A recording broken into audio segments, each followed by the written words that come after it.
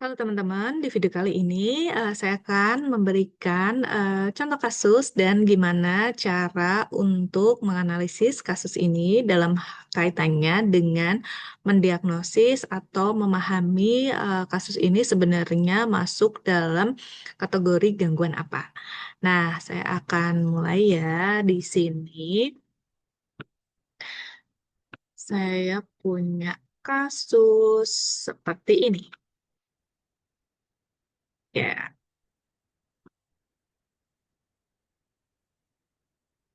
Jadi di sini ada seorang perempuan berusia 23 tahun datang ke layanan kesehatan jiwa bersama ibunya karena dalam 6 bulan terakhir tampak sangat mudah lelah, nafsu makan menurun, berat badan semakin turun, dan lebih banyak menghabiskan waktu di kamar. Sejak SMP, dia aktif mengikuti latihan bela diri dan mulai terbiasa membatasi makan karena merasa tubuh yang lebih ringan akan membuatnya lebih baik dalam berlatih. Lama-kelamaan, ia menjadi semakin sering menimbang berat badan, takut berat badannya naik, merasa malu ketika tubuhnya terlihat lebih berisi, dan memilih memakai pakaian longgar agar bentuk tubuhnya tidak terlihat. Dalam 2 tahun terakhir, berat badannya turun drastis hingga sekitar 30 kilogram dengan tinggi 151 cm.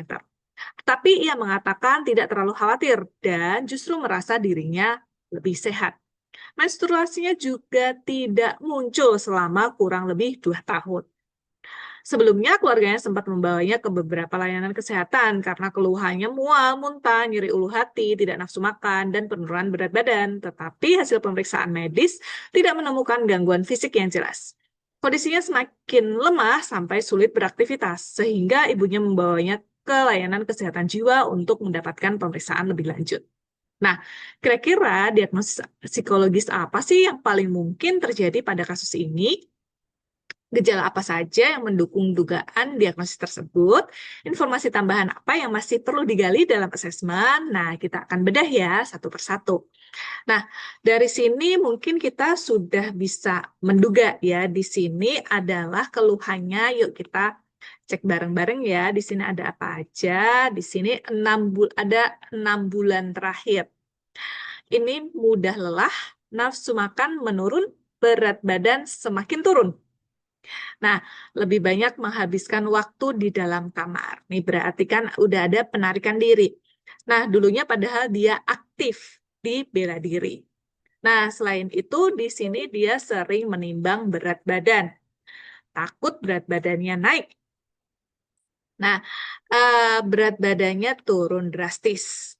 Kan, tapi dia nggak khawatir. Di situ dia jadi sehat, dan tapi ada gejala menstruasinya nggak muncul. Nah, di sini berarti masalah utamanya adalah penurunan berat badan, gitu kan? Dan nafsu makannya menurun. Nah, penurunan berat badan dan nafsu makan menurun, mudah lelah, ini tampak seperti diagnosis depresi, ya kan?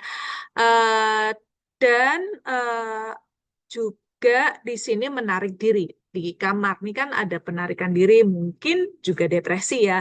Tapi di sini kita lihat dia adalah dia penurun berat badan ini dia nggak masalah dengan itu karena itu dia merasa lebih baik gitu kan. Nah, dan dia nggak pengen bentuk tubuhnya terlihat. Jadi di sini juga ada masalahnya adalah terkait dengan berat badan, gitu kan ya.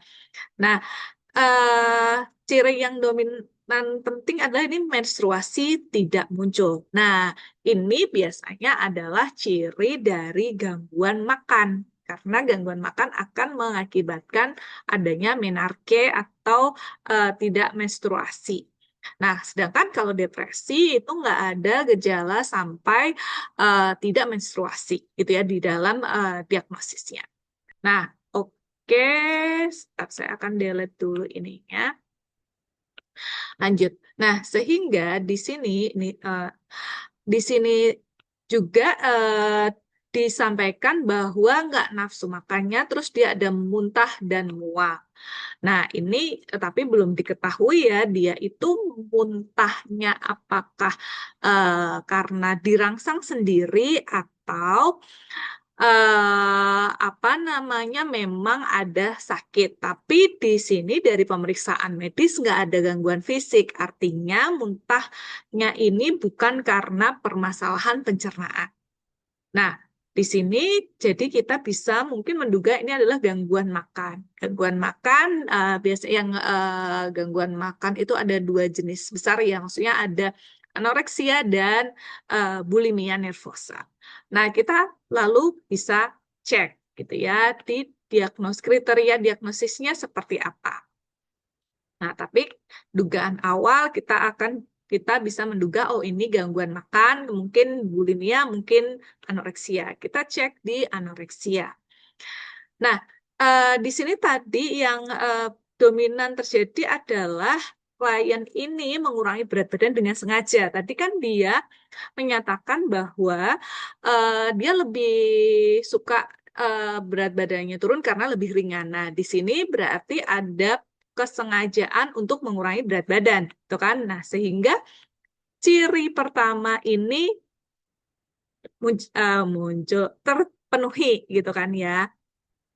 Nah, dan penurunan berat badannya dipertahankan nih oleh klien ini, gitu.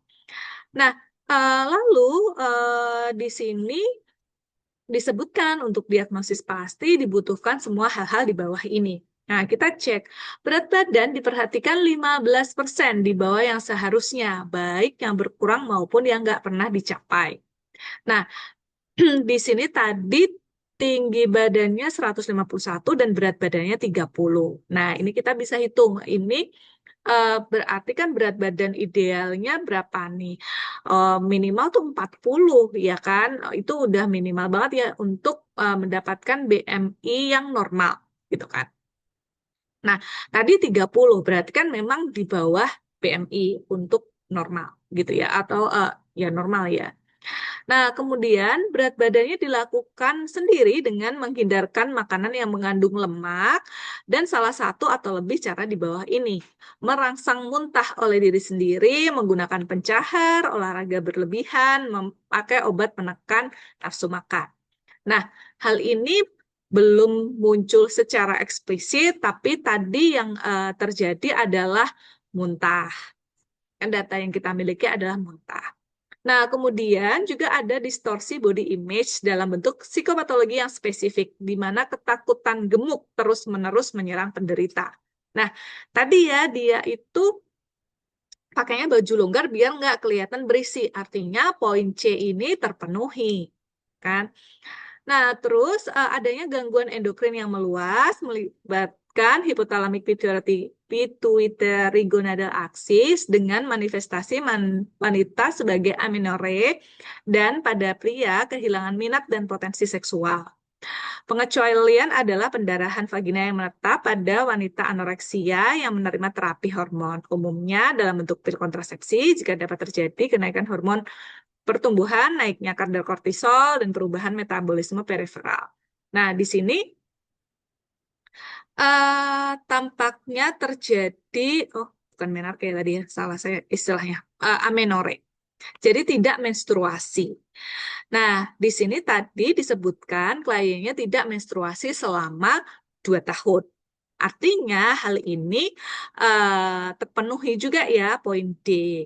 Nah, ini kalau onsetnya prapubertas. Nah, di sini tadi kliennya kan sudah 23 tahun. Jadi bagian ini bisa diabaikan. Nah, dari poin utama dan diagnosis pasti tadi untuk poin A terpenuhi, poin B terpenuhi sedikit, dan ini masih perlu ditanyakan ya. Yang ini, nah inilah data yang masih perlu ditanyakan atau digali lebih lanjut. Ya, dia memakai obat penekan nafsu makan tidak, olahraganya berlebihan tidak, menggunakan pencahar tidak. Itu adalah hal yang masih perlu digali untuk benar-benar memastikan diagnosis ini benar-benar terpenuhi sepenuhnya. Nah, Seperti itu teman-teman. Jadi kita bisa tadi menduga kira-kira ini masuk di mana. Kemudian kita cek, nah memastikan ciri apa saja yang sudah masuk ya dari kasus yang ada dan kita sesuaikan dengan kriterianya. Dari sini berarti kita bisa simpulkan kemungkinan klien ini mengalami anoreksia nervosa. Gitu, sekian dari video kali ini.